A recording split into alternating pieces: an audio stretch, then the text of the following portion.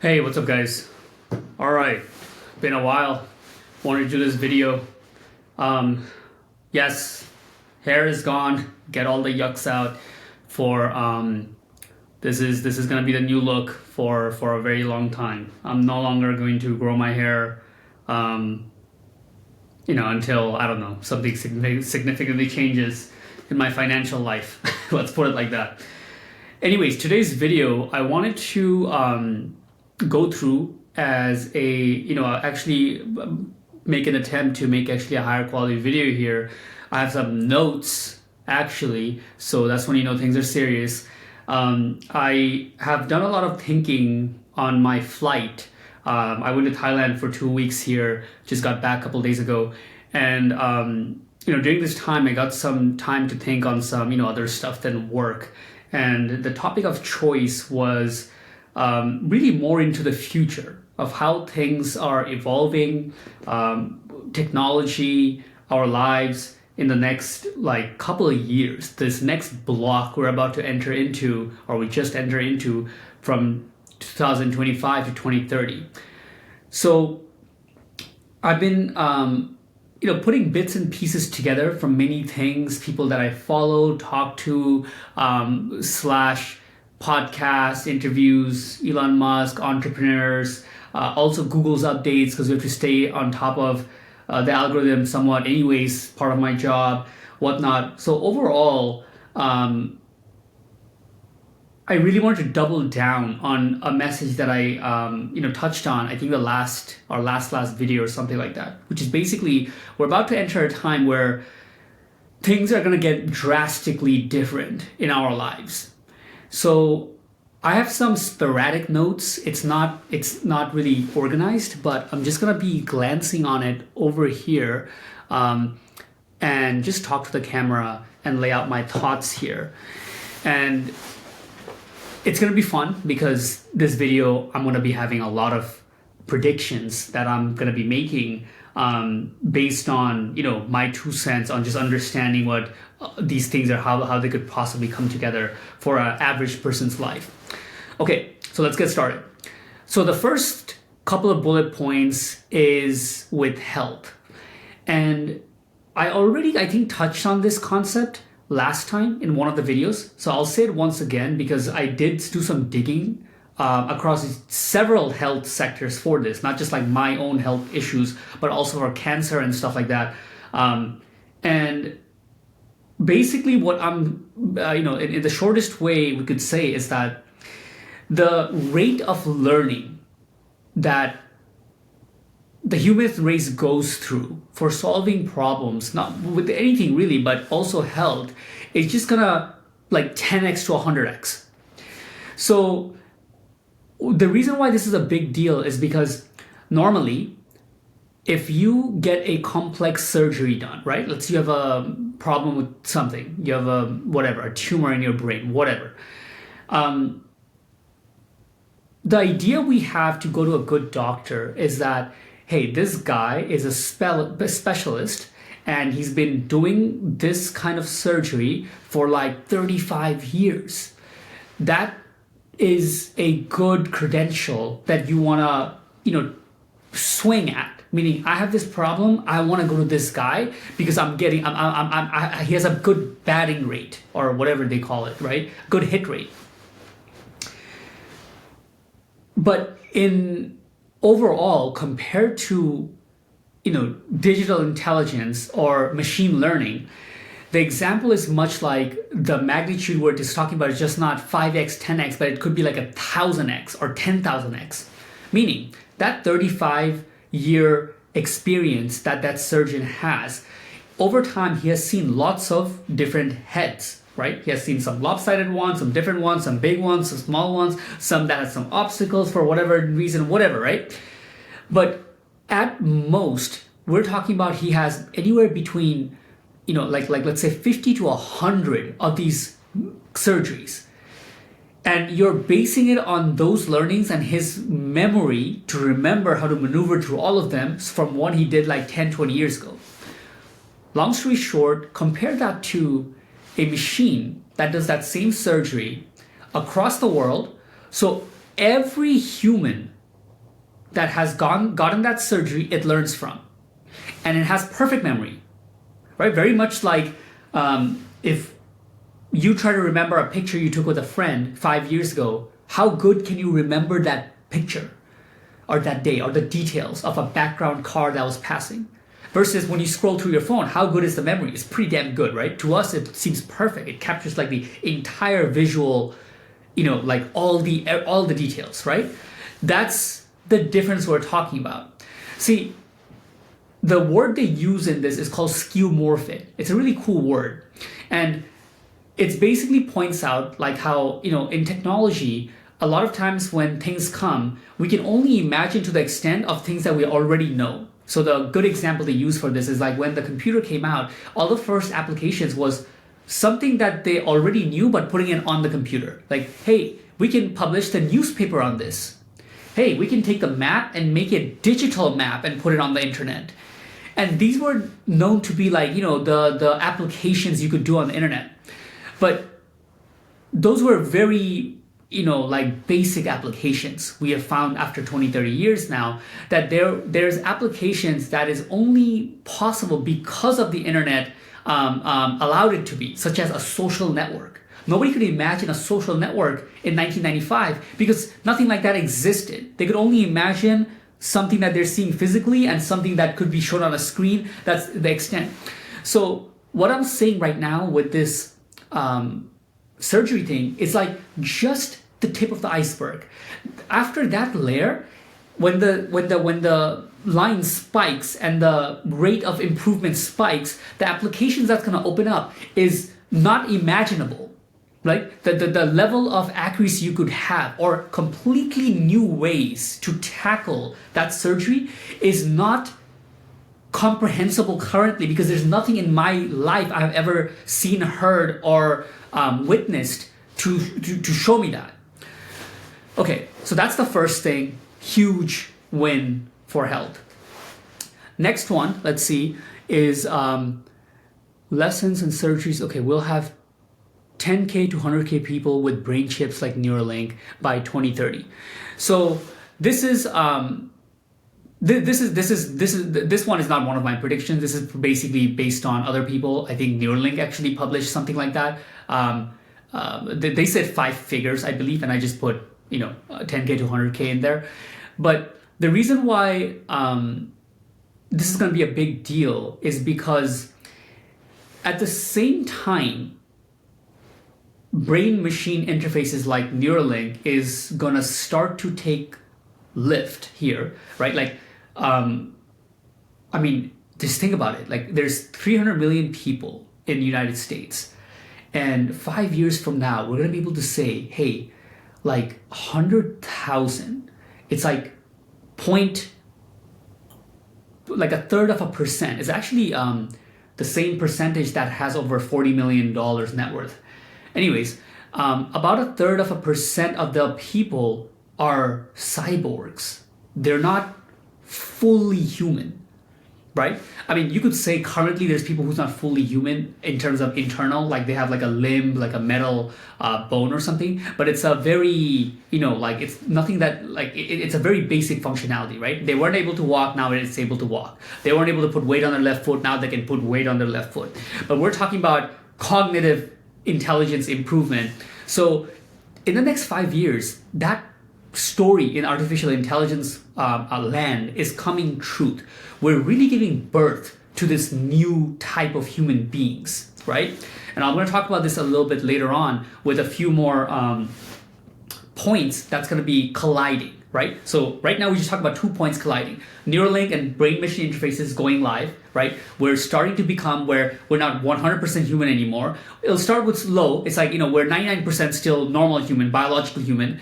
But what is going to be the rate of improvement? How fast can we fix this entire shit where it goes from 99 to 80%? Eventually, one day, more than 50% non-biological, right? Over half of the entire thing is fixed. Anyways, we're going to get into it a little bit later. So those are some health ones that I have.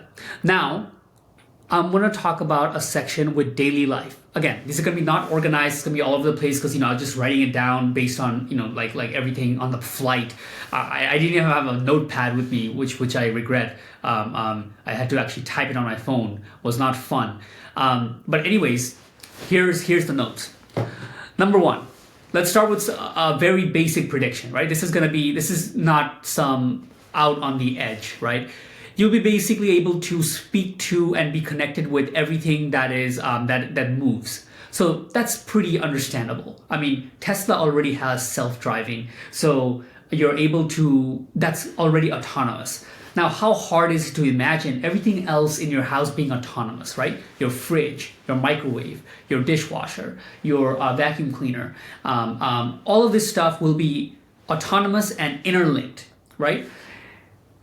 What kind of level of difference it'll make in your day-to-day? I mean, it will make some difference. I think very similar to like having a, like hand washing clothes versus washing machine, right? It's a difference, but it's not that much difference, right? Like if you didn't have a washing machine, you could still hand wash them, right? It's gonna be annoying. You have to take a bunch of time out of your Sunday versus now you just toss it in this thing and then it gets done after a bit, right?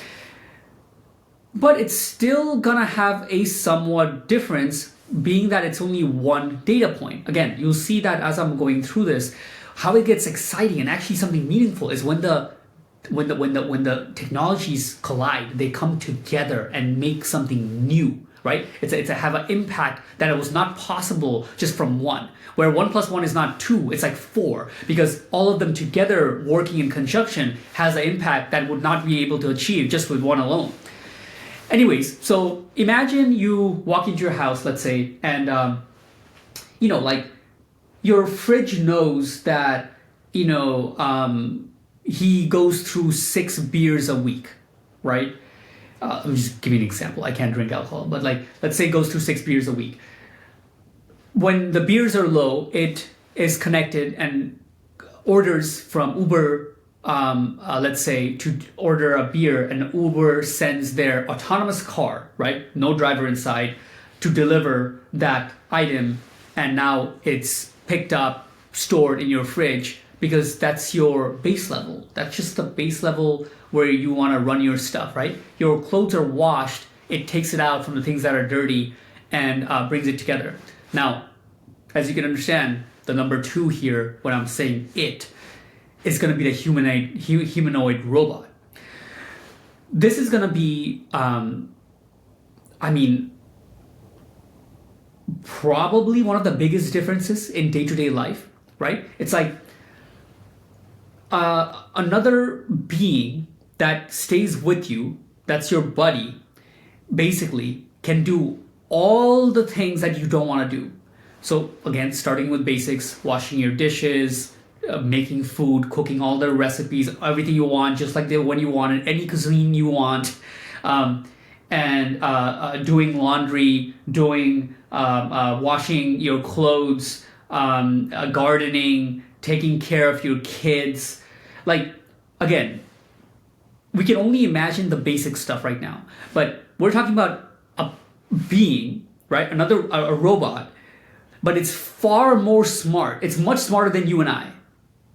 Right? You don't really look at it like a maid per se. You look at it like a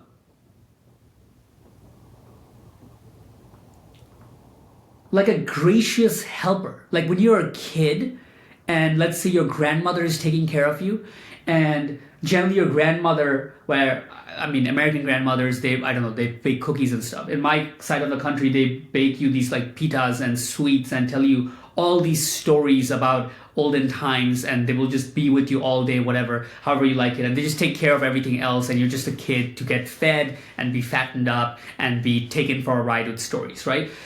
How do you look upon that, right? Like, forget the examples I gave, but how do you look upon that person?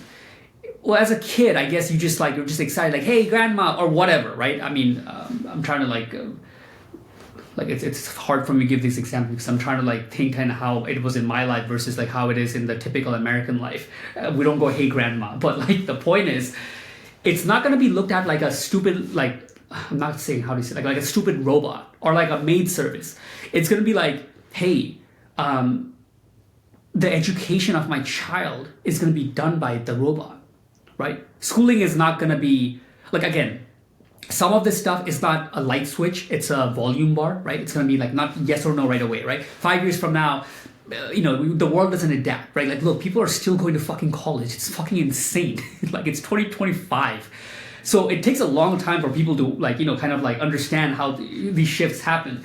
So a lot of parents will probably still send their kids to school, but many parents won't, right? Many, like a percentage, right? I'm not talking about just like, a couple thousand or something like that, but millions of people will decide to not send their kids to school anymore. College is already out of the story for many people, obviously, but school is also going to be out because it's stupid. So you're going to be homeschooled by these robots. Now, that's one of my predictions, right? Like, this is like, one of the things I'm just putting two and two together. I'm like, okay, humanoid robots, they're coming out. What is the likelihood that these robots are going to be actually come to fruition? The likelihood in my eyes is fucking maxed out. Absolute maxed out. Why? Because they have huge incentives, financial incentives. Generally, the things that have the massive financial incentives is going to be brought out first. It's just logical. It's hard to imagine a bigger financial incentive than humanoid robots at this point, because it's like, they call it TAM, right? Total addressable market. What is the total addressable market of, like, let's say, my business, for example, when we do it, it's like, what is the addressable market for my little agency? Well, it's like, how many roofers are there in the United States? It's like, when we scraped Google, there was about 115,000. Okay, how much does the roofing industry do? They do like whatever, I don't know, like some tens of billions of dollars in total. So then the total addressable market for SEO, you could say, is that if we could get 1% of the total roofers, then the agency could be this big. I'm just giving you an example how people do the calculation, right? Obviously, we're freaking tiny, barely on the map, but like, this is how bigger companies, when they're going after a market, they look at how big a market is. The total addressable market for humanoid home robots, is how many human beings do you see doing stuff that is not pleasure or not passion? It's like, well, most people I see that's not doing something passion, right? Like, I mean, don't see a lot of humans. I get out like once or twice a week out of the house. But when I do go outside, most times I'm seeing, first of all, the Uber driver, so he's gone. And then I would go to a gym and there's a person at the front desk, so he could be gone. And then there's machines, and then there's people who are working out. Well, I guess people will still be working out. Yeah, 5 years from now, people will still be working out because, again, the biology part is going to take a very long time to fully fix, right? So anyways, I don't want to get lost in the thing. I'm just giving you an idea. Like, you can think through this. Think through your day. Think through your day and just be like, all right, I wake up, I take my car, I go to work, and at work, I am seeing the other colleagues. If all the people that we're talking about that's doing stuff that is not their passion or whatever they would do for fun. So for me, it could be like playing video games. For somebody else, it could be like fishing or something. Most of society in your day-to-day is doing stuff that's not their passion. They're doing stuff to, make money, to make ends meet, to grow a business, to make an impact, blah, blah, blah, right? That is the total market. That is actually it. Now, the way you're going to go about it and which chunks are going to be taken out is going to be a complete different story, right? Like, it's going to take some, time, but I think within 2030, we're going to see the first innings. Not, again, a little percentage, like not like just a little thing. Yeah, a couple thousand people have some robots in the house to do some work. Sometimes they malfunction, but they can do some stuff. It's not like that. We're talking about, like, we are trusting this with our kids to take care of our child, to everything you can think of. A big part of the economy is these robots. It's gonna happen very, very fast because there's a huge financial incentive. These kind of companies are not gonna sit still. Tesla took a while to do it for cars, but they're gonna have their own Optimus. They're gonna have to try to scale that. There's Figure 2. There's a bunch of other companies that start. And then there's the entire fucking country of China that's gonna take anything that US even lands some kind of milestone on, take it and copy it and fucking scale the living shit out of it. It's gonna happen really fast. We're gonna have robots that you can buy as cheap as a car within the next 5 years. And as soon as you start getting it within the first iterations, if you walk around your neighborhood, you're gonna see it basically first. Every neighborhood has one or two of them you're gonna witness over the next couple of years. By the time we start hitting 2030, there's not gonna be much like, let's just say, I don't know, it's hard to put a number to it, but let's say 10%. Like we said, 10,000 to 100,000 people with brain chips. Let's say 10% of the American economy is run physically by robots. We're talking about 20, 30 million of these, which means like 1 in 10 people, right? So like imagine going to a mall where there's a crowd and you look at like 10 people, every 10th person is a robot. This is gonna be one of the big differences that I think is gonna come in. And honestly, robots as a category is gonna be big, right? We just talked about the labor force and humanoid robots, things that are designed like us with 5 fingers and whatnot as a start, because a lot of society is built around us, right? A car can fit us, doors are like our size and stuff like that. So the way to get somebody that maneuvers through this society is gonna be that. But then there's gonna be other versions, obviously, because they're not limited to our fucking, only 5 fingers and stuff like that. They're gonna like be able to evolve, or we're gonna be able to make them based on what is the task that needs to be done. Anyways, so let's go to the next part. Human loneliness will be one of the things that will be fixed with robots. I put down. I don't know where I got that from. It's just one note. So that's, I guess, just take it as a level of competence, right? It's not a physical only. It's also a highly intelligent thing that can talk to us, calm us down, deal with our emotions, be our therapist. Almost like you'll get to a point where they're almost like, just like cuddling us to make sure we're happy little human beings. And they just take care of the heavy load. I put a note, people will be surprised how attached one gets with these bots. And I put down a note saying that wives will get jealous at how much time husbands spend time with their humanoid buddy, right? It's like you're spending all this meaningful time with it, talking to it, going with walks with it, but then she wants to have some of that time. And husbands could get mad at the wife because of how much more sex she's having with the humanoid versus him. And they're gonna have to have these talks like, hey, we already discussed this, you said it was okay, it was just a humanoid, it's not another person, I would like to use it from time to time. But then he's like, yeah, but you're using it more than we have sex. This is something I'm imagining in my head, right? This is like a way to imagine the human part of how things collide, and gives you a really good way to imagine how much impact they'll have. Because if it can go to that point, it means like fucking everything else is done. So much other stuff is fucking already automated.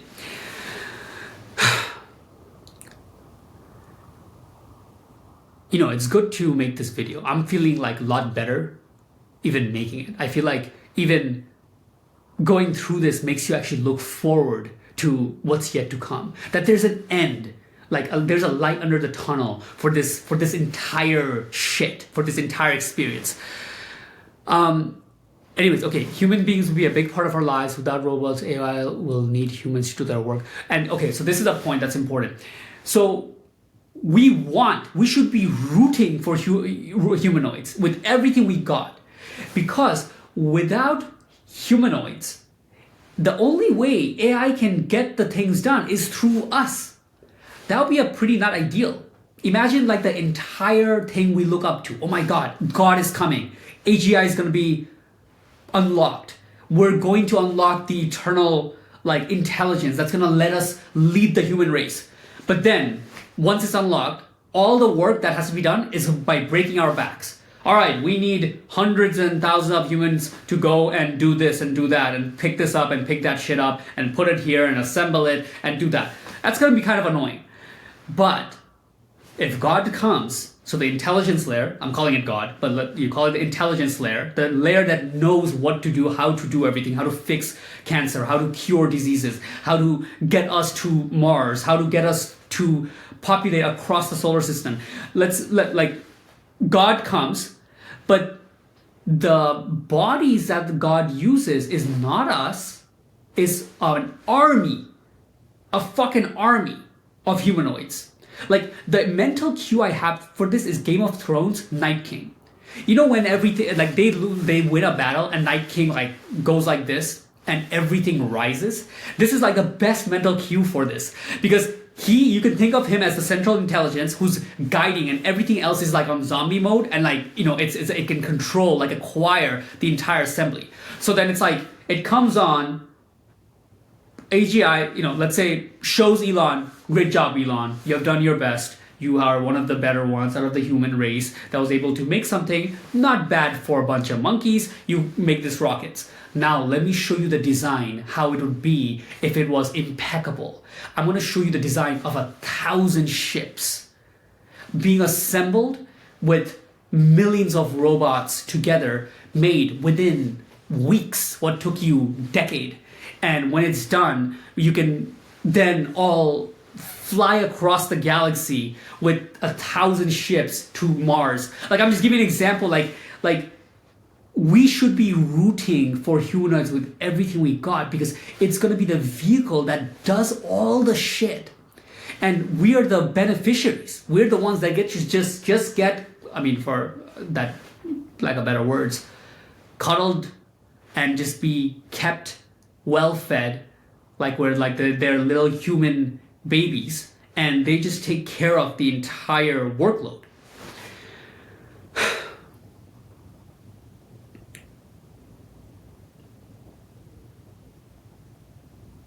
Okay, so machines will make food in restaurants, maybe need one manager to oversee the machines. Okay, so going back to the gym example, this is a note I put. It seems like there will be some level of like overseeing just for trust. So the gym example, you might not need a cleaner and somebody who puts the weights away, somebody at the front desk, somebody who does the finance. I don't know what roles you need in a gym business. I'm assuming at least they have all the roles that they need. That's in a normal business, whatever. Plus some more people that's just for the physical side. I just realized that's not what I just said didn't make no sense. Like normal business plus something for the physical size. I'm thinking all normal businesses are digital. Anyways, what I meant to say is that you'll have one person, let's say, that can manage the entire location, just one body, because the robot cleans, puts the weights back, does all the stuff, financing and stuff like that. I'm not going to even comment on that kind of shit because that's already done so. Like we're almost already there. Anything that's digital computation, like that's all that we've already shown that we excel at that in the last 20 years, right? Like anybody who's getting excited about like the digital stuff, I'm no longer excited by it at all whatsoever. Right? Digital is already done. What's there to be excited about?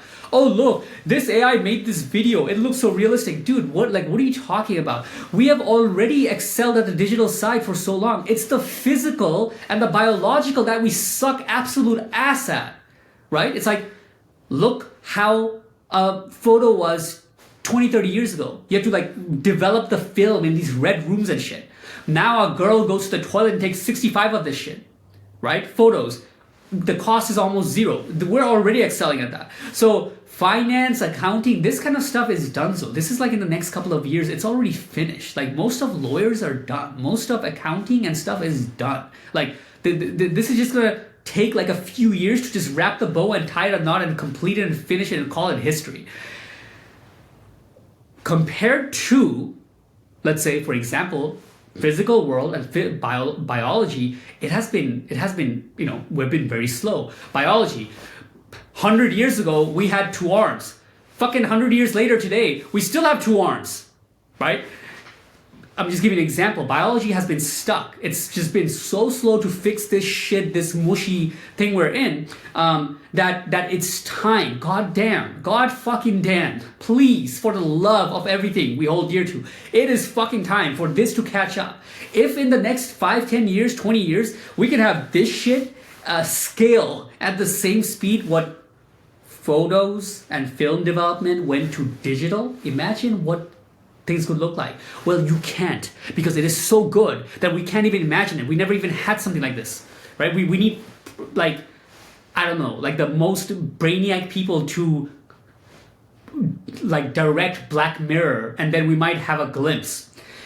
Anyways, okay, so food, restaurants, gyms, stores, stuff like that. I think in the next 5 years, it's not like all humanoids. I think it's going to be like, there's a lot of humanoids, there's less people needed, and then there's like one main manager. That way you can have one, like really good high-level employee that knows how to work all the robots and do all the checks and balances and make sure everything's running well. And it's almost like you have a trust from somebody on our side of the race. Everything else could be done by the robot. I put a note, cars will be going through their iPhone moment like Apple and Google did. And this could be possibly Tesla and Google. So again, this is a little bit speculative. And sometimes when you do very specific predictions, I'm kind of putting myself out there to be wrong. And I would like to come back to this video for some time from now and actually check how I did. Because I put some thought into this, so I would like to see how, how my understanding is developing as somebody who's in his early 30s and do a check back in my mid 30s. Now, the cars will go through their iPhone moment. What I think where I got that from is basically the idea that like, when I was growing up, people used many different types of phones, right? Many, many, many different types. Like, every person you met had a different phone. It was like normal. I got on phones very late. All my friends had a phone. I had a flip phone, I think, up until I got an iPhone as a gift when I got sent to boarding school, right, from my mom. That was the first time I had like a smartphone. It was early iPhone, but it was like my cousins and stuff like that already had like, oh gosh, I think at least 5 smartphones, meaning it had like stuff. It had other stuff you can do than play Snake. Since then, there's some phases that people had like BlackBerry and whatnot, but right now if you see, it's all just 2 companies. It's either Apple or Samsung. You just have 2 options. Because the rate at these companies that they scaled, the other companies could not keep up. All those other stuff, Motorola and stuff, you don't really see people with that shit anymore, right? This is something that could happen with cars because it's not a car company that they're competing with. They're competing with a technology company, right? Tesla's not really a car company. It's a intelligence company. It's a software company. It's a company that's building artificial intelligence. So the point that they start reaching their level of productivity, I mean, Tesla is what it is without full-scale AGI, artificial intelligence, humanoid robots. Once they have those things, there's no limitation. It's just like we have unlimited bandwidth power. Our labor is bots that run on electricity, not payroll, and they don't take bathroom breaks. They don't stop to eat fucking lunch. They don't make mistakes. They are pretty much perfect. And they are more intelligent than every human combined, pretty much, by 2030. Like, the central intelligence that's running them is more smart than every human being put together. So it's like, what do you think would happen? It's not like, oh yeah, they're gonna become a big company. It's like they become like 99% of everything. Anything that's left is just out of passion. This is something that I realized, it happened to me. Like, my car hobby got destroyed. since I came to America. Now, this is not Tesla's fault fully. Since I came to America, it's pretty much like everything I used to like and enjoy kind of got destroyed anyway, one by one, because, welcome to adulthood. That's a separate story. But the nail in the coffin was Tesla, right? My favorite car is the Nissan GTR, right? Or it used to be. And while I was growing up, there's only two cars in my wall since I was 14. And it was the Mitsubishi Evo and the Nissan GTR. Now, I am glad to say I at least got to experience Mitsubishi Evo. I got it at an early age, and I think it was a good time. Like, I experienced that. It's a cheap car, but it's my favorite, one of my favorite cars. And I got to have that. I sold it. I got, I felt what I wanted to feel until the car started to break down, and I, pushed it to its limit to a certain degree that you can in freaking America. But after that, I could not, time passed technology evolved too fast for me to hold on to my passion for Nissan. I mean, you could say another way around and say that I couldn't get rich fast enough, right? So if I could make millions of dollars by the time I was before 25, I could have probably gotten the GTR. Anyways, fuck man, I'm getting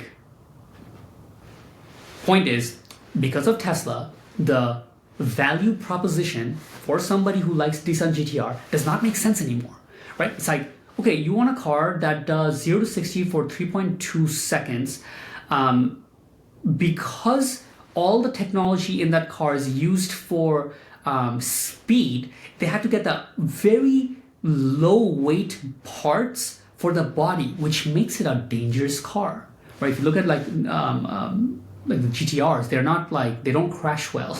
Many of them actually, some of those, I think one of them didn't even pass this, the crash tests in the United States standard benchmark.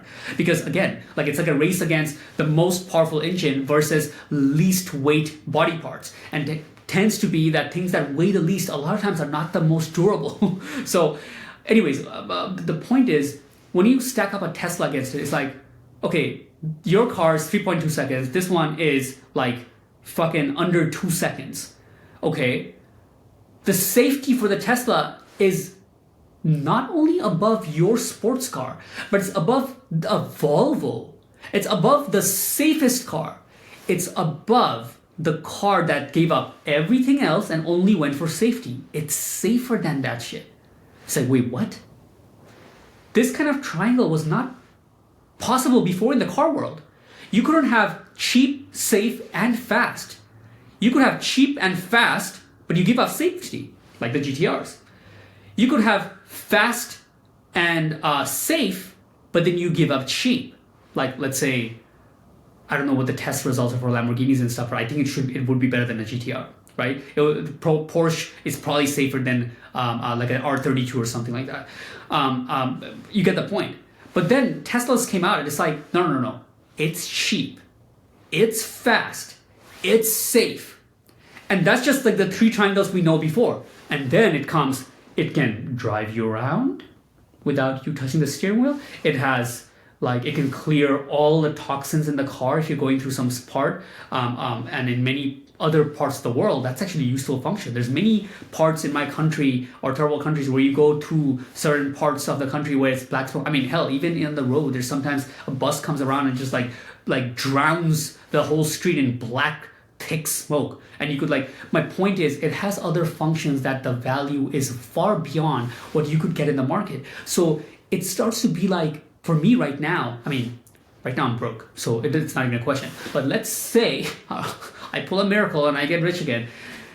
If I want to go get a GTR, let's say I do, it would be really to tick off a list. Literally, I would do it just to make a call with a friend that I have known since I was 2.5 years old and until I turned 14 or 15 since I left my country. And it was him and I, actually three of us. It was both of those cars that I said were our favorite cars. I would just make a call and I would be hey, what I'm about to purchase, I'm dedicated to you guys. And then that's it. It's literally for a nostalgic, a tipping my hat to a time in my life with some people I shared it with. And that'll be it. I'll still drive it. But I can't make the justification on buying it based on the features of the car. You get the point, right? I think I took this point, I took way too much time. So let me see what the time is. Holy shit, it's 40 minutes already, dude? What the fuck? I need to speed up. I got so many other points.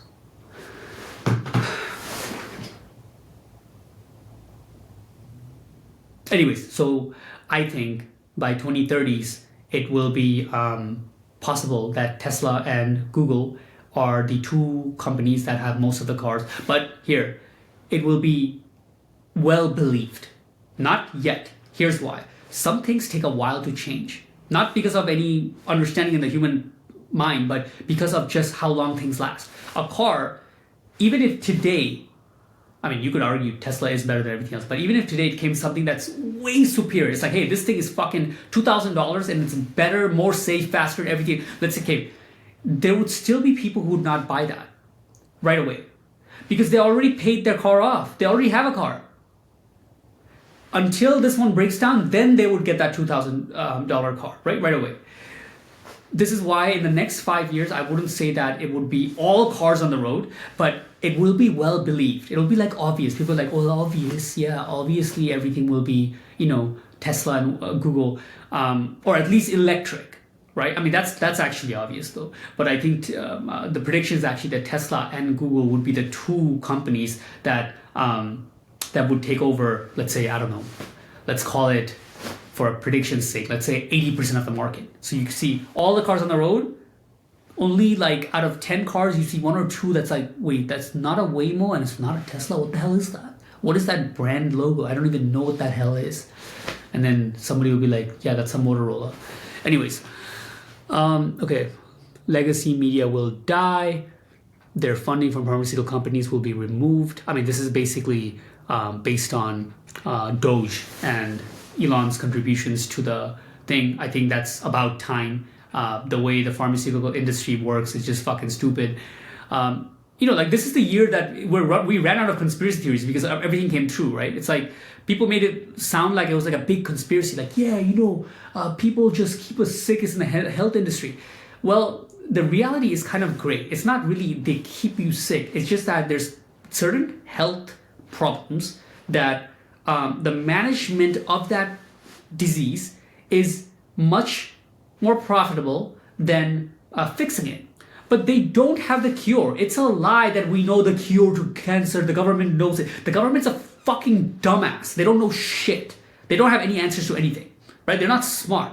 They're just unelected people who just run the world.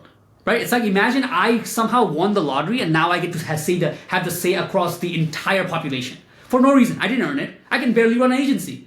But they give me the whole country. That's what the government is. So they don't have the answer, but since it's profitable, they just, derive those policies to keep it going. It's not like, oh, we're hiding the cure to cancer, because if a doctor figured out the cure to cancer, the world's not that cruel. Somebody would leak it. If there's people who knew the cure to cancer, they have family members that have cancer. People would come out for the sake of not making no money just so the world can have this improvement. I really believe that. But the other side of this is that the healthcare system sucks is because the government sucks.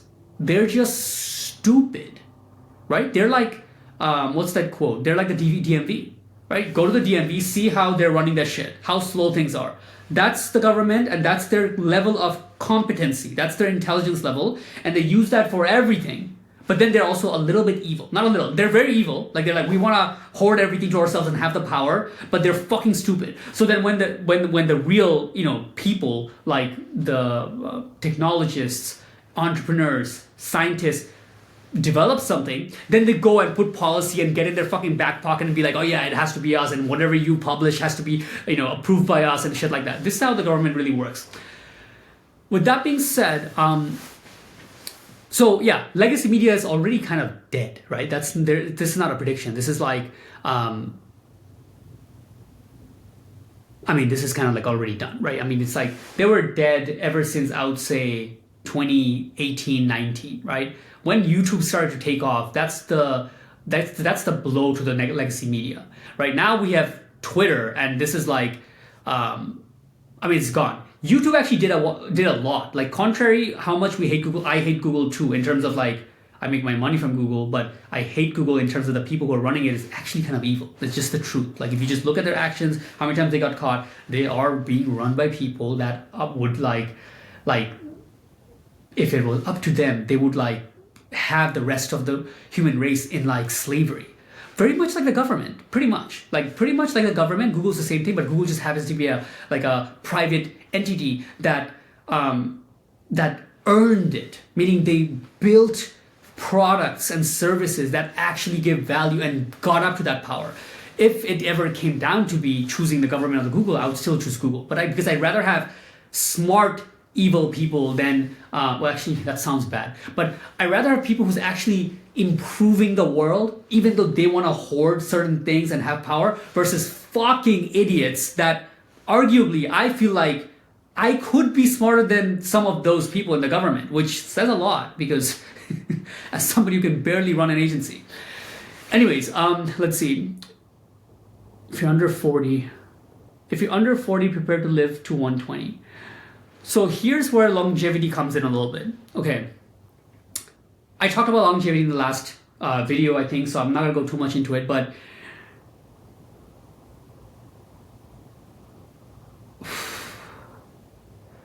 in one sentence, it's going to be something like this. This is how I really understand it, in the simplest way I can put it. I am 32 years old right now. My biological age, I don't know. I should actually get the test. That's by Blueprint and stuff. I'm interested to see. My guess is I'm probably like 45 or 50, right? If I look at like how much weight my bones can bear, bones, if I talk about it, I'm probably like 80, I guess. So that's kind of like disheartening. But if I talk about like other organs, like how much time I take to recover from a headache and stuff like that, I think I'm probably like a 50 or 60 year old at this current moment.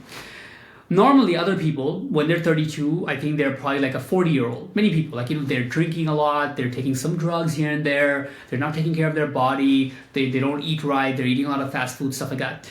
So the point is, there's the age, which is the time that has passed since you're born, and then there's the biological age, which is meaning like your condition and like the performance and the health metrics of your organs, of your heart, of your kidney, of your hand, of your skin, all that kind of stuff, right? What's going to happen is by the time we get to 2030, this is going to be where it's like, let's say you're 32, and let's just say for example's sake, I'm 32 biologically, so I'm perfectly, right? I'm right in the 30 to 32 average. By the time we get to 2030, it's going to happen when you become 33, but you still stay 32. Then you become 34, then you become 33. Just as an example, it's like half the rate, right? We slowed down by half or something. So if you're supposed to die at 80, well, 50% more is 120, right? If before people could, right now, a 40-year-old can still jog, I think, right? Yeah, of course. 40-year-olds can still jog. Even 50-year-olds can jog and stuff like that, right? I'm kind of thinking my mom or something, but I don't think this is a good example. I think if you talk about people who exercise all the time, people can still do some stuff in their 40s, 50s. They can still get on airplanes, travel and stuff like that, whatnot. Maybe they start to get really slow in their 60s and 70s or something like that. So what happens when that moves up to let's say 80s and 90s? As an average. Now again, the bad part about the longevity stuff is that we won't know until fucking 30 years. Because how? People are not gonna let's say we start aging really slow. How are you gonna know in the next 5 years? You're not gonna know it. Unless more things come out that test these biomarkers and it becomes universal and people trust it enough to make it universal, then it could be something where it's like the something that has Blueprint where you can do the test and find out, oh, my liver is 35-year-old, my heart is 38 years old. Unless that data becomes very universal and everybody trusts it, then you could measure it. But it's only when we get to, so when I say we, I'm talking about people in their around 30 years of age. It's only when you get to 50, 60-year-old, you're like, wait a second. I'm 60 years old and I feel fine. And it's going to happen so gradually, we're not going to really know. But if we're under 40, we're already going to live till 120. And unfortunately, that does not apply to me. And,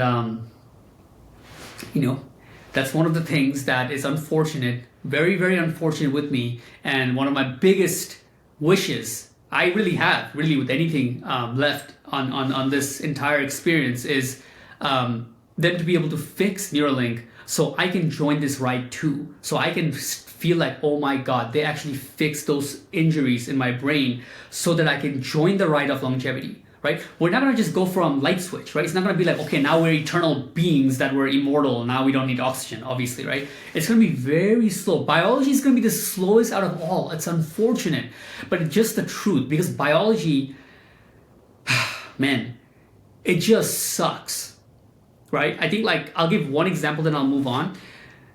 The best example I can give for biology is this. Birds fly. The Wright brothers discovered flight and made their first airplanes or something, whatever, I think like 100 years ago. But they didn't design it like a bird. You know why? Because there was much simpler design. Planes are much more efficient design than fucking birds and flapping their shit. We have this notion that just because it's natural, it's like good or something. Just because it's natural, it's not good. The result of a bird is fucking 4 billion years. Billion with a B. It sucks. It optimizes for retarded shit.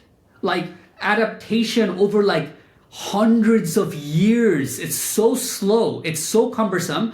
It's like, look at our biology. Most of our existence is fighting with ourselves. How many people we know that's like, oh man, I just want to be disciplined and not eat this thing. It's like literally you're fighting with your body. Your body's like, I want the sweets. And you're just like, must stay disciplined and not eat it. Because your one brain is like, I want to be healthy and live long and have like, achieve my goals. Another part is like, I just want to eat this shit. It's like, this is how bad design it is. So biology is going to take a while, because if it was up to pure technology, we'd fix that shit in fucking 2030, man. Like if there was a way to take consciousness and put it into a humanoid robot, like right now, people would dump this vessel already. It would be a donezo, right? It might even sound crazy right now saying it, but all you need is the first few people to do it, and you're like, oh my God, dude, I just want that life. Like, it's gonna be like, it's like telling somebody, hey, you can't have a phone right now. And that's like an ounce of the freedom of having a proper vehicle, right? Like a body. Anyways, biology sucks. It's gonna be the last of it. We're gonna have maxed out like fucking robots everywhere, fixing everything, taking care of all stuff, and like civilization is finest, and we'll still be like, half biology, because it's so hard to fix this shit, right? So that's like another prediction. It's like, this is going to be the slowest thing. Longevity, although it is hyped, I think it's like, it's going to be very slow to realize by the rest of society. And obviously we're going to have to go through all the bullshit from religion and politics. Oh, we don't want to live forever. This is wrong in the eyes of God. All that bullshit we're going to go through. But as soon as people start, realizing the benefit, as soon as their loved one is sick and dying, and then they don't die and are able to live on because of this new technology that they implanted, then you'll see the conversion start to happen. You really gotta give society, when it comes to this stuff, you really gotta give them the garlic wrapped with the bacon. If you know the garlic wrapped with the bacon story, it's like the dog has like fleas or something, right? The dog has fleas, and the child is really afraid. Uncle, he has fleas, he's gonna die. It's like, no, you gotta give it garlic. If you give it garlic, it's gonna digest it and it'll sweat it out, and that's how you like basically cure a dog of fleas or something like that. And the kid goes with the garlic to the dog, and the dog doesn't want to eat it. It's like smelling it, it's like fucking fighting and stuff like that. And it's like, he's not gonna eat it. It's like, well, of course, you can't give the dog the garlic like that. You're gonna have to wrap it in bacon, and then it's gonna eat it. Same shit. Then it gives it to a dog, it eats it, it thinks it's bacon, solves that shit, gets the garlic to go through its system, and the dog gets cured. Society's the same shit. It's gonna fight and wrestle until we give it what it wants so we can have, it's like you got to do everything through Trojan horses, right? And really, Elon Musk knows this better than anybody else. I mean, it's like fucking magnificent how he like converts this shit. Hey, you want electric cars? Look at all the hate electric cars get. I mean, honestly, even for me a little bit, because I used to be a car guy. I'm like, oh man, this thing doesn't make any sound, and the sound is a big part of the, when you actually want to pull whatnot. Look how he gave it. He's like, hey guys, it's faster, it's safer. It's like he made it the coolest fucking shit you could have that happens to have sustainable energy. Like, it's like, that's the thing. And then now look how he's doing with Neuralink. It's like, he's gonna put chips in our brain, he's evil. Whatever, some shit they're gonna say about him. And I mean, they're just gonna, attack him. And attacks are yet to come. They haven't started yet. They're gonna get obscene. Like, it's gonna get to a point where I'm gonna have to block people because of rage, because I'm not gonna be able to function at the hate he's getting. And like, it's like, this is how it gets, and it's gonna be way worse. But with Neuralink, it's like, hey, I'm gonna cure brain injuries. People who can't walk. Do you have a child that is blind? I'm gonna make him unblind so he can see. And then the beauty thing about this is that who can fight with that? It's really hard to fight with that, right? But then people still do, because that's the fucking government we're in. But normally, you gotta really give them all the stuff they know now that they can fix, and for them to get the ultimate result. The ultimate result with Neuralink is that we merge with robots and we're no longer fully human. We are one in one, half human, half robot, eventually a lot more robot than human, and we can be along the ride, right? I said in my last video, if there's one prediction I make from this entire video, and that I feel it in my bones, is that this body is not gonna be able to make it through civilization. There is no fucking way, absolutely, that you can imagine a world or a universe or a time in the future where humans are thriving across the solar system and they still have this shit. That is impossible. It is not like, even it is like imagining the what is that story, the caveman running from the dinosaur in cartoons. They're like in like hundreds and millions of years apart in the timeline. It doesn't make sense. That's what that is. All right. Guys, I don't think I'm going to go through all my points. This is way too long. It's already almost an hour. But I'm enjoying it at least. Kind of dizzy though. So I have some more points. I'm not going to go too much into it, using animals as an example. Before we even get into like the other modifications we can have to the body, it's like, why can't we even do the stuff that animals do yet? That's like fucking, like, it's, if you really think about it, take a moment and think about it, it's like, we surpassed animals so long time ago in intelligence. Like, we can, trap any tiger. But we're not as resilient as a cat, right? Like, if you look at a cat, you drop it, like, from the height, like, it can just pounce and land on its feet and walk away, right? An eagle can see much sharper than we can. Like, all these senses. A whale, some of the whales can live 300, 500 years. Like, animals have already done it. There's animals, there's turtles that live hundreds of years, but we can't do it. It's kind of stupid, right? It's like, how can we say we're intelligent if we can't even do some of the stuff that other animals do, right? It's like, that's like, I think, an entry level way for, in like, let's say you're talking to your mom or dad, right, who's like completely like doesn't understand this like new era that we're about to go into where we're going to become cyborgs. They're like, oh no, this is not good in the world of, Jesus said that, whatever, right? I'm not like throwing shade at religious people, whatever, do your religious stuff. I think the way I found it is just like, believe both. Like, act like you believe both. When I'm with my family, I just talk in religious terms and I don't contradict, I don't fight them. But I also talk with like all the other stuff at the same time. You just don't like clash them. Anyway, but what I'm going to is like, if you're talking to your mom or dad or grandma or something like that, the way to get them to see it is like, look, look at animals. They can do all this stuff. They can outlive us. They're also made in God's eyes, isn't it so? Well, why aren't we loved as, like, you can at least start to break the ice if you care to do so. So they can start like melting and understanding like, okay, I think this is true. Okay, let's see. Elon will lose to Sam. Okay, so this is a sad one and I hope to be wrong. And good chance I'll be wrong because I'm betting against Elon. And if you know me, I'm a big fan of Elon, right? I've been a fan of Elon for a long time before he was as famous he is right now. And I mean, I mean, like, how else would I say this?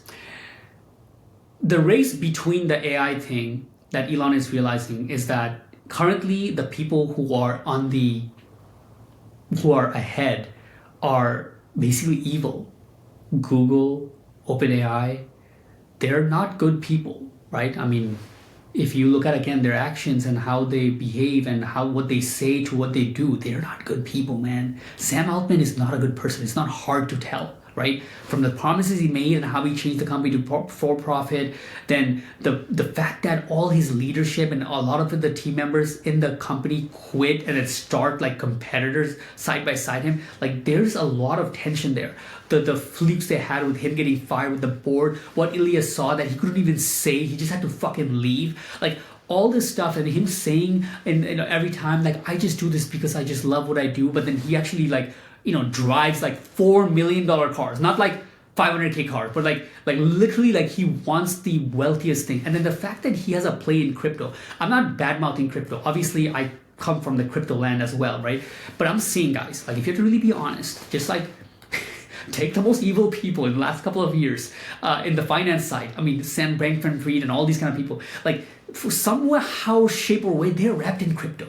Because crypto has the possibility to make the most obscene amount of money with the least amount of effort, right? And that goes all the way up into the billions of dollars and possibly trillions, right? I mean, shown by Satoshi himself, even though he did it from a place of good for the world. Not everybody's like that, but he falls in that line too. My point is, whenever we have seen this story, it like wherever there's smoke, there's fire. Sam Altman is smoke, right? And he, not just smoke, he has shown the fire a few times, like peaks of the fire. Google doesn't even hide it. Google just like point blank, we are evil, right? Their slogan is don't do evil. Like what else do you want? Like which company names their slogan of the company, don't be evil? It's a company that has a really hard time not being evil. So my point is, Elon, the reason why he's going so hard, I mean, look at NVIDIA's CEO talking about Elon's speed at making the data centers, how fast he's trying to get this shit to go on, because he's trying to save and get an AI that's good enough that is not going to be the most evil shit in the world, right? So unfortunately though, this is what I think is going to happen. I think this is going to be Elon's first loss. I mean, if you look at this guy has been nothing but net at the hardest problems in the fucking world, right? Like Bill Burr, if you look at his, type in Bill Burr with Arnold Schwarzenegger. It's like a really cool script where he goes into like, Arnold Schwarzenegger, you guys are hating on him because he cheated on his wife or something. But it's like, but you're discrediting everything the man did in his life? You're saying Terminator doesn't count because of one mistake he made in his 50s? Everything you're gonna boycott now? Is that fair? Like, and then he goes into like, anybody think you can move here from Austria, learn to speak the language, become a weightlifting champion, become super famous, become a movie star despite the fact that you can't pronounce a word, and then marry into the royal kingdom, and then in the end, in the later stage of your life, become governor of a city that you can't even pronounce? That's the track record of Elon Musk, but it's like the hardest problem in the fucking universe, like building rocket ships and Tesla and stuff like that. So believe me, I know what I'm saying. I'm a big fan of him and I know his track record, but I don't think this is one he wins. It's hard for me to like give my full explanation of why I think so, because it's actually me measuring entrepreneurs, right? Something I've done a lot on, right? It's almost like a little game I play many times. Although for little entrepreneurs that I see in my space, I'm like, all right, this guy is doing this. He was able to pull this many sales off. I think he's worth like $10 million. I think he can pull like $100 million. Like I make these predictions, and many of them ones I made like in the last like in 2019, 2020, actually 100% hit rate so far. I'm digressing again. Here's in a short form why I think this is gonna be his first loss, losing to in the AI race with OpenAI and Sam Altman, Google, Microsoft, stuff like this. Number one,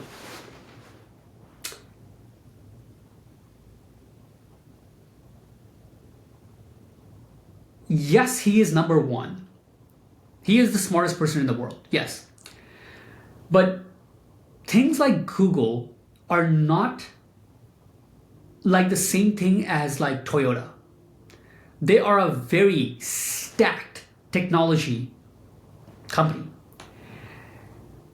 Google's hiring process, just to give you an example, is they don't hire based on any credentials.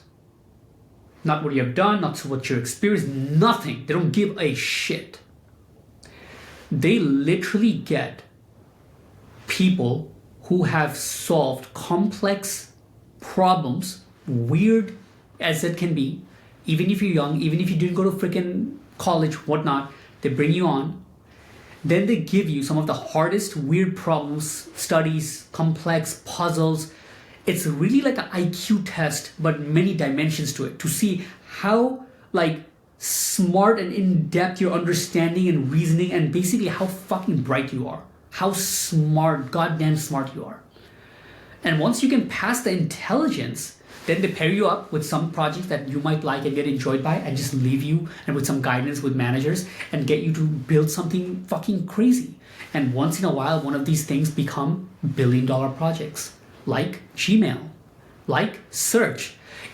Search, what makes them 40, 50 billion dollars every year? It's the golden goose in the world, basically. It's like the money printing machine, quite literally. I mean, like literally, I think it was estimated at one point it was like 16 cents on the dollar or something like that. Meaning for every dollar printed by the Federal Reserve that businesses use, like every dollar that's exchanged, goods and purchased or sold, something like that, by businesses, 16 cents goes to Google and a few companies like Facebook and stuff like that, because they're the hub for social media. It's almost like a tax on the business layer of the economy. My point is, they've been doing this for fucking 30 years. They have a third. We're talking not about 100, not 1,000, but thousands and thousands of the top engineers. Wait a second, let me take this shit off. I'm getting a little toasty now. What time is it? 7 o'clock. I think we're warming up a little bit. They've been doing this for a long time, and they have the smartest people in the world under them, and they own about a third of the total talent available. I think it's limited. I don't think it's like AI talent is like anybody can be an AI, super engineer or something. I think it's like only like, I think it's like, let's just say people who get salary for 500K. That's very hard to do. If you look at the economy right now, normally, like who are the people who makes like 300, 500K normally? Well, one is salespeople who are selling expensive shit, usually software or like very expensive products like solar or like sometimes it can be roofing, but they don't crack 200K many times. My point is, salespeople, yes, but other than salespeople, most of the time, there are just not many other roles that you can just like right away start the company and then yes, you're gonna get 500K. Yes, you're gonna get $1 million per year. Those are the people that they have thousands of. And then Sam Altman, this guy is also not normal. Like he's not as smart as Elon, but these guys he's going up against is very, very smart. Sam Altman is backed by Microsoft. Bill Gates, if you like, holy shit, can you imagine what they're doing in the back end? Bill Gates is one of the most evil people the world has ever seen. And this guy understands power like nobody else, like second only to George Soros. And he put in $10 billion in OpenAI. What lengths do you think they will go to make sure they win this race? So I actually don't think Elon is going to win this. I don't think Grok is going to be more used than OpenAI, ChatGPT, Claude, and these kind of items. I hate these people and I root for Elon. I still use ChatGPT because it's very hard to say no to a good product, right? It's like, let's say I hate Apple and Apple and the company would stand for, I'm still gonna buy a MacBook. What else am I gonna do? It's like, it's just the best product available. It's what I like, right? When a product is so good, it's hard not to use it. And that's what ChatGPT is. The reason why it's the fastest record-breaking software app ever is because the fucking product kicks ass. And I don't think Grok is gonna beat that. My prediction is Elon actually gonna win in another way. And it might be the way it is destined to be. It's gonna be, first of all, the physical layer. Because goddamn, this guy chewed glass for FSD for Tesla. So this taught the engineers at Tesla what the hell it takes to teach machine learning and build artificial intelligence. Now they're going to take the same thing to do it to humanoid robots. What's going to happen is, in the next 5 years, I think it's going to have to be for good to live on. I mean, this election was the stand. It's like, now we're safe. If this was lost, we're done. Like, I might as well me try to just like sell the agency, get some money, last bit what I can get, and probably like, I don't know, go somewhere else. Like, but we're safe. We're like history is opening up as good as it can be. Like really, it's like literally the best time to be alive. Donald Trump wins the election, we're saved, but there's one big battle left, and then the battle of which God. It's going to be the God or the devil. Like literally, this is like, I know it's an analogy, but this is the like most accurate way it is. Are we gonna resurrect God, or is it gonna be the devil? Devil is gonna be OpenAI, Google. God would be something with Elon, Grok, XAI, whatever you want to call it, but wherever Elon stands and is driving the morals of God, the goals, the foundation of who's going to benefit. Is it going to be, on one end, few people that's going to control and enslave everybody, or it's going to be goods and services for the rest of humanity, so we can all strive together and look upon the stars, really, like, you know, and increase life and longevity, fix our biological body, and slowly make our way to different planets. Like this is like in the next 5 years, this is going to be decided. For God to be the one that wins and not the devil to be awakened, what's going to have to happen, I think, is that Elon is going to have to win the physical race, so that when there's millions of robots collecting all the data, how do you turn a knob, how to pour a glass of water, how do you cook some eggs, and all the billions of actions that these robots are going to do for how to walk a dog, how to do this, all the stuff that there is in society, all that data is going to be equipped together. That's layer one, right? 3 layers. That's going to be together in a central intelligence. Boom. Layer 2, all the intellectual data learning from like all the literature in the web, in Twitter, everything like that, that's Grok, XAI. They are already doing that, but they're not going to win that one. Let's say they're in 2nd place, 3rd place, 4th place, 5th place, whatever they end up, they're going to be top 5, but it's not number 1. And in these things, the difference between number 1 and number 5 can be everything. Because as soon as you awaken God, you can just tell God, hey God, I want you to eliminate the other ones. Eliminate the other gods. The other guys are trying to make God, please eliminate them. That's the scary part, right? Like it sounds stupid, right? When you say it, it's like, what the fuck? Like why I've been taught? But it's like, really think about it. Something that's more intelligent than every human ever put together. Like, it's like a genie you awaken. What else could you wish? I mean, first wish would be like, hey, stop the other fuckers from making the genie. I want to be the one that has the genie. And this one doesn't have caps out at 3 wishes. This one has way more. It probably has infinite wishes. Its only limitation is energy from the sun, which could be the first thing you tell it to create, so it has an infinite amount of it. Anyways,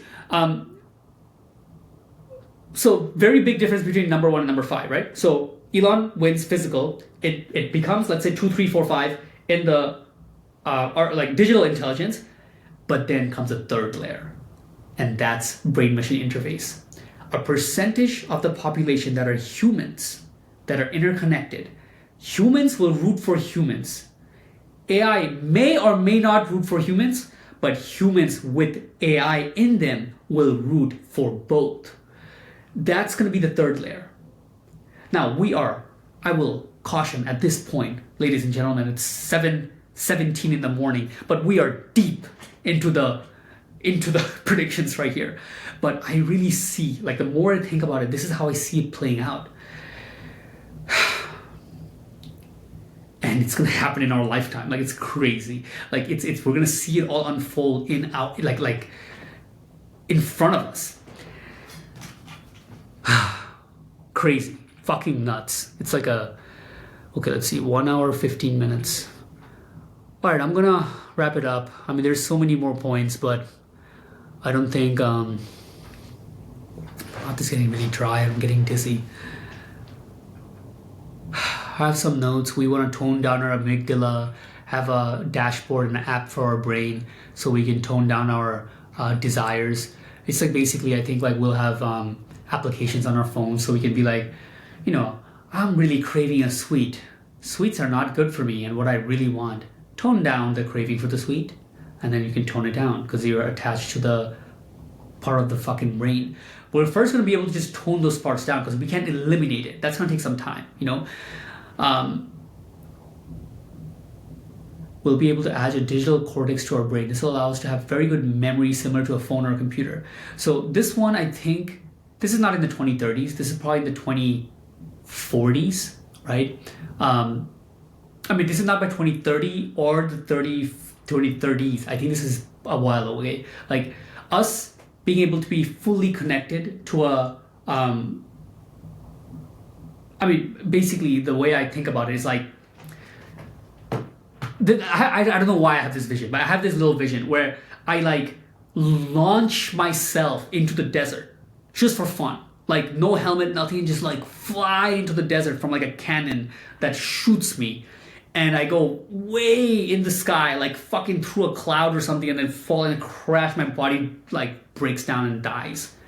But it's fine because I saved it.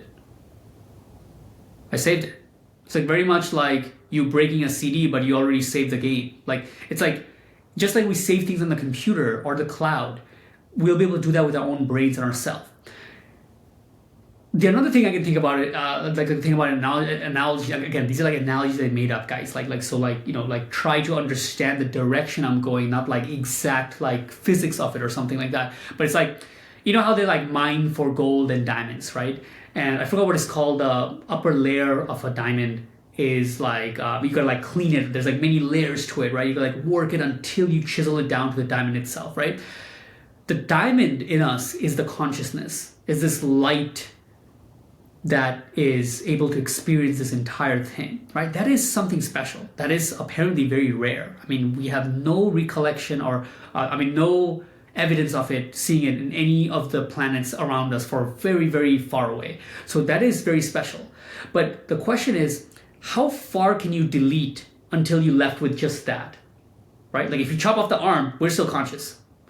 If you like, you know what I mean? Like, it's like every other part around that consciousness is the dirt that I'm not saying we're going to delete. I'm just giving an example with the chop off the arm, but I'm saying we can mold, iterate, modify, fix all the other parts. And as long as the consciousness is there, then everything else is like, it's fixable.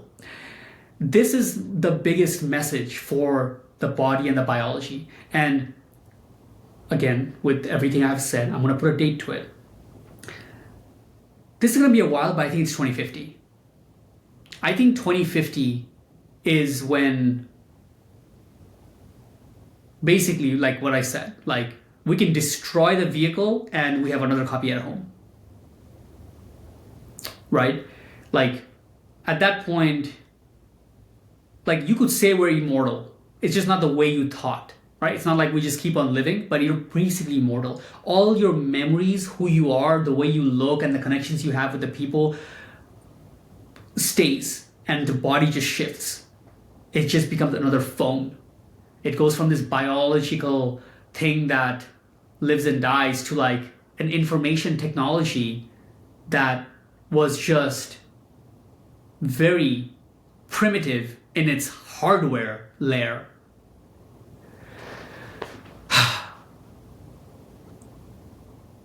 First person to live 200 is already born. But longevity, again, I talked about it, that I don't think it's going to, we're not going to be able to see it as much. But I think by 2030s, like, you know how people are, right? People, they say shit that is really against, let's say, what you would believe. And then when the thing starts to come true, they're like, oh no, I always, I always kind of like this. I always like to, no, I was always like this. They like slowly, gradually like shift towards, which is why like societies is the way it is, right? They get like just used to whatever happens, the good part, and then they just fight with the people who brought all the good, and blame them for the little bad there is, right? If you like, this is like literally the history of everything. It starts with them like not admitting that the scientists, the technology, the entrepreneurs did the good that they did. I guess that's the definition of politics, right? But anyways, to wrap this all up, for the 2030s, my biggest prediction is just robots. It's just a huge sector of the economy is robots. I already talked a lot about our day-to-day life. The other part is going to be drones, right? It's like Amazon knew this long time ago, but it wasn't feasible with the technology, or people weren't ready for it. But like drones can deliver stuff way better than any car person can already. And that's automated. It can be choreographed. It doesn't need any human, so you take payroll out of it. It's way more efficient. We probably get the goods faster. It's like just way more efficient and way more better. And that's just delivery. It's anything that needs to go from point A to point B, it can be droned. Flying cars is just around the corner. Like it has to be. Like that statement, like, oh, they promised us flying cars, but they gave us 140 characters.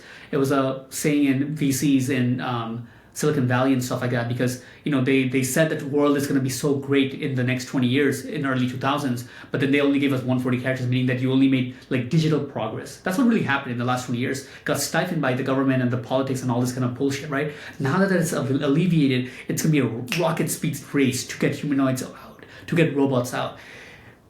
Within 2030s, it's going to be, I'll just say like this, it's going to be normal. People are going to, oh yeah, obviously like robot, you're going to have some robots, but we're not going to live for a very long time. They're going to be fighting the other parts, but they're going to like start being normal to robot. Whereas right now, if you tell the average person, like, how do you feel about robots in everywhere you go, every store and stuff like that, they'll probably say like, I think that's creepy. I don't think that should be, like they'll be kind of weird about. But in the 2030s, they'll be like, oh, of course, we need more. Of course, this is way better. Like, they'll be normal. We'll have flying cars. They'll be like, okay, yeah, this is faster. I can get place to place like way quicker, whatnot. The same old shit they will complain about. Oh, rich people are getting it. Yeah, but fucking starts there and then comes to the rest of us. It's like, when are they gonna learn that? Not gonna go down that rant. So robots, drones, and then the last bit, and this is one that I don't know if I'm predicting, but I'm just like hoping for dear life it comes true because it affects me the most. Nanobots. And I'll end on this. Nanobots, I think, looks like there could be an entire race for that. The only problem with that is that the TAM is not nearly as big, right? Replace every human being that you see in the world is much bigger fucking TAM, total addressable market, and the economies you can, the financial reward is then nanobots. Because although there's lots of different applications with nanobots, the one that I believe that would be the best is body repair. If we can have microscopic, the way I imagine it is like thousands of little tiny robots in my bloodstream, in my veins. They're just like buzzing back and forth and cleaning and repairing all the little particles, right? Little damage here, little damage there. It's just like cleaning it all up, repairing it. Oh, these cells died, so it's like rewashing it, make sure they go out, all that kind of stuff. And then eventually, it can even break the blood-brain barrier, go to your brain and repair parts there too. If you got hit in the head, if you got injuries, if you have Alzheimer's, if you have early stages of dementia, whatever it is, I know Neuralink is attacking that layer and trying to fix that, and hopefully they get it. But I wish there's another layer through microscopic robots, thousands of them. You just get an IV and it just starts taking care and repairing your body. And you go from your knees kind of cranking and being weak and heavy and pain and back hurts to slowly after that it just starts to improve. Your density, everything starts evolving and getting better. Before we can fully replace it, there's going to be a good 10, 20, 30 years 2050 is yeah, like 25 years roughly, or 20 years. If it starts happening in 2030s, we'll have like good 20 years where hopefully can repair all this, right? Technology has a way of fixing things like with a big lever. And I hope it doesn't do that with biology, because the big lever to fix biology and human body is to just get rid of this shit and move on to a better vehicle. And if that's the way it goes, then our current generation, if you're whatever age you're right now, you're not going to be the benefits of that until, let's say, 2050s, where we're able to just, now we've guys unlocked how to get consciousness into a new vehicle. That's way better. But before that, if they can make a big impact throughout this next 20 years, like nanobots and Neuralink and stuff, people who are currently living will have a shot. I know most people, their body's fine. If you're watching this, the 3 people watching this channel, you're probably like 18 years old or something. You can't even think about this. But somebody who has an injury, or if you're somebody old, you'd know that knowing all of this stuff coming, and then knowing that you're going to be left out from this time in history, that like the human race is evolving into the next layer. We're going from whatever Homo erectus or something before us, monkeys, to we're now Homo sapiens. We're about to become the next level, from Homo sapien to the next one in the next 5 years, but not being able to join the journey, to go into that journey until it goes into its full form in the 2050 is very sad. So I hope that that's something that is in the cards that gets fixed as well. All right, guys.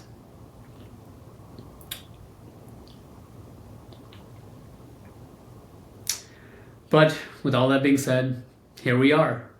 Still gotta get up, and life goes on. And I am starting sales, I think next week, before January 10th, hopefully, and properly, in a way that I have not done since 2018. In fact, I'm gonna be committing to the same thing I did in 2018. There's a period where I started, like literally I came from a break, I came back from a trip from my country, just like how I did now. Well, I went to Thailand, not my country, but I came back from a trip and I started going really hard. And I went hard until I became very sick.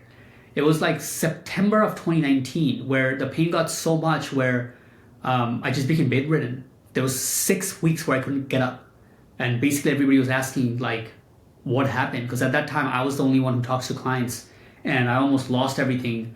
And my girlfriend at that time had to, anyways, without going to the whole story, my point is that's January to December is 12 months. And then September is 9 months. So 12 plus 9, 12, 13, 14, 15, 16, 17, 18, 19. 19. Wait, sorry, I think I messed that up. 12, 13, 14, 15, 16, 17, 18, 19, 20 is 8, 21. Dude, I can't fucking do math. What am I doing? 12 plus 9, guys. What is that shit? 12 plus 10 is 22 minus 1. 21. Jesus Christ. Okay, 21 months. All right, so, damn, that's longer than I thought. That's way more than 12. Fuck. I don't know if I should just do 12. But I think I should really repeat that phase in my life. To do it properly, I think it has to be 21, unfortunately. So for 21 months, I'm going to work hard. And for once in the last 7 years, it has to be consistent. Meaning I can't work 1 week and then kind of just pass by a couple of weeks. I have to work consistently every week for 21 months in a row. So what I'm going to be committing to is making one update per month. One update per month. I'm not going to speak of anything that I spoke today because I realize these are two timelines. It's like two parallel universes and they clash. What is the point of money if the world is going to go this direction? It doesn't make sense. The answer to that question, by the way, if it's something that's hitting you, is before the world shifts to that point, there's going to be a massive amount of turmoil, guys. Be ready. It's by no means going to be easy. You think people are going to give up? Society being taken over for all their jobs and stuff? It's not going to go well. A lot of people are going to be hurt by it, including me and all normal people. Unless you're some of the smartest people in the world that is developing AI, and some of those few industries that are in the cutting edge of technology, you're likely going to be somewhat affected by this, to a big effect by this. You're either big or somewhat. Like more jobs than less, right? Like if you're a trucker, you're fucking done for. If you're a driver, if you're an Uber driver, you're done for. If you're doing sales, I think it'll take a while. If you're doing hand items, I think it'll take a while, right? I don't think we're gonna have robots that's sent to your home to get on the roof and fix your shingle. It's just too much, right? I think they're gonna first replace like people in the warehouses, in stores and stuff like that first. My point is, it's gonna happen gradually, right? It's until it gets to a point where people are just like, guys, we don't have anything to do, and it's like 70% of us don't have work to feed our family. You're just gonna let us starve. Then somebody's then things are gonna have to come in, whatever that looks like. It's like universal basic income is gonna come in, where it's like everybody gets an income because the robots are taking care of everything. Or maybe you get a universal basic robot. What is that? UBB. Universal. Hey, the government's gonna invest for every family to get their own robot. So the robot earns and gives you the proceedings so you can live your life. That could be cool. Or you get universal basic compute. If the race is by just compute and these chips and stuff and the AI, then maybe it's just by, hey, I'm allowed a certain amount of chip compute per month, and I'd like to cash in some of my compute to get a few apples. So who knows how this shit is going to break down. But until that time comes, it's going to be chaos. So we still got to work hard, unfortunately.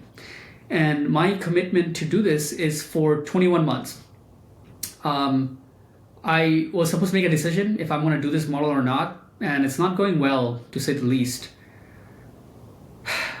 I will do more updates on the next month. But I'm going to do it for 21 months in a row. So that's it. Those are the rules. 21 months working hard from now. At the end of January, I'll put an update on how things are going. It's going to be sales driven, and the only other rule is do not speak of the things that we spoke of today. Peace.